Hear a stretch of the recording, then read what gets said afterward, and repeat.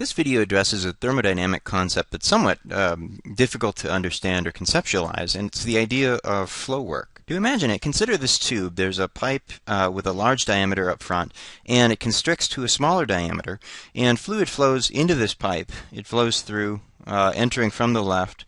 There's a high pressure that forces it through, and then it exits through the narrow tube. So there's some high pressure to the left and atmospheric pressure to the right. So there's high pressure, it pushes the fluid from left to right, and it exits at a jet at atmospheric pressure. So it's accelerated as it flows into this narrow constriction. If I define a control volume, I'll say, I'm just going to draw in red here a control volume that flows. It's the inside of the walls of this apparatus.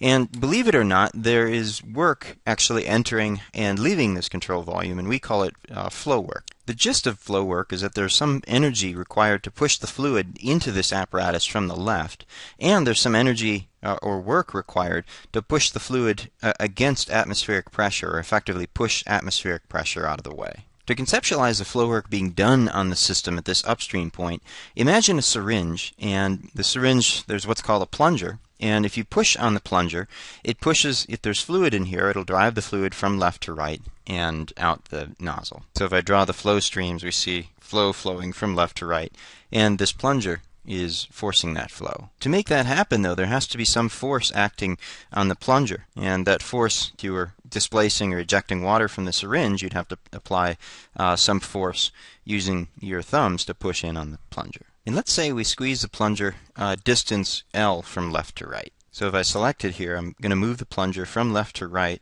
I'm moving fluid out of the syringe. I'm pushing it from left to right. And I just applied a force over a distance, and I did some work on that system. And let's call that work flow work. So we'll say W flow, and that's equal to the force applied multiplied by the displacement, or the distance L. And on the left side of the plunger there's some low pressure. On the right side there's some high pressure that the plunger is pushing against to drive the fluid out. So we can say the net pressure, if I have atmospheric on the left and atmospheric at the exit, the net pressure is just this high pressure in here.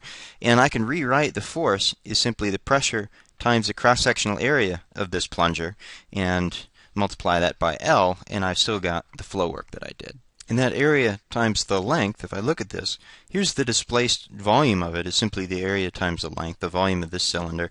So I can say it's the pressure times the displaced volume now is the flow work that was done. And in metric units, pressure, as an aside, pressure has units of Pascal, which is equal to a Newton per meter squared, as you know it. But what's interesting is there's nothing preventing me from multiplying by meters over meters, and suddenly I've got something that looks like joules per meter cubed.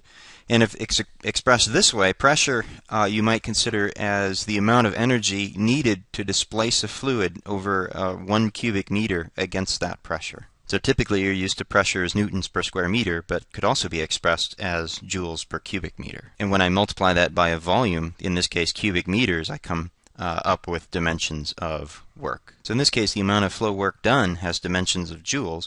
Let's look at the rate at which flow work was done, and we'll call it W flow dot, and that will equal the derivative, the time derivative of the force times the length. And if we say that the pressure is constant, or consequently the force is constant, I can pull that out of the derivative, and I've got the force times the derivative of the length with respect to time. And again, writing the force is simply the pressure times the area.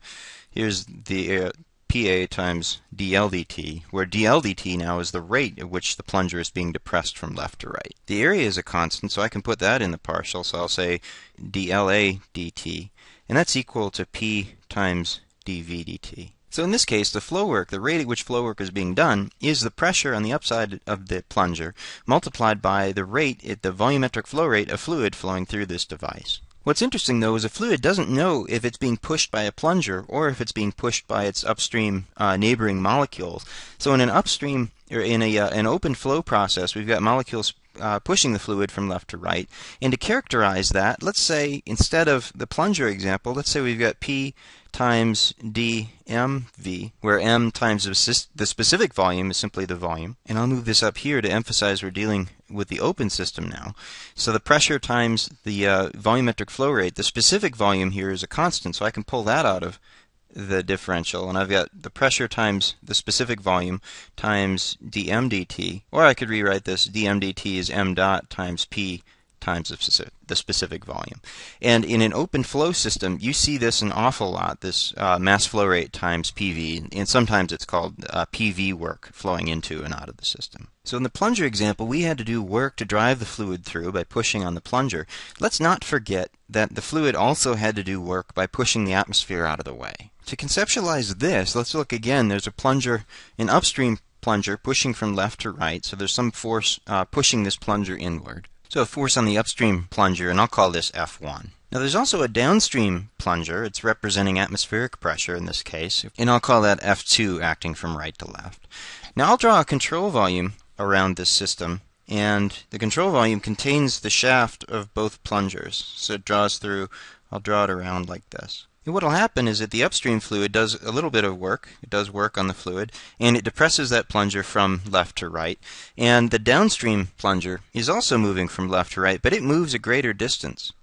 And it moves a greater distance because any displacement up here results in a larger displacement down here because the velocity of the fluid is greater as it flows through this constriction. So just like the open case, in this case, flow work is there's flow work being done on the system on the left, and the system is doing flow work on the right, in this case against a plunger, but in often cases it would be against the atmosphere if it was a free jet, or its downstream neighbors if there was fluid flowing downstream. And as a final example, flow work occurs even in very simple geometries. Here I've got a pipe, it's just a straight length of pipe, diameter is constant throughout, and fluid flows from left to right. And if I drew a control volume, again I'm going to enclose the walls of the pipe and all the fluid inside of it. Believe it or not, flow work is being done on this control volume, and the fluid within the control volume is doing flow work on its downstream neighbors. And it may be no surprise, but the amount of flow work done on the system is equal to the amount of flow work that the system does. Again, I can conceptualize this with the two plungers, and you'll see the force of the plunger entering the control volume on the left will equal the force of the plunger leaving the control volume on the right because the cross-sectional areas and the pressures are the same. So here it is. Flow work being done on the system on the left, the system doing flow work on the right.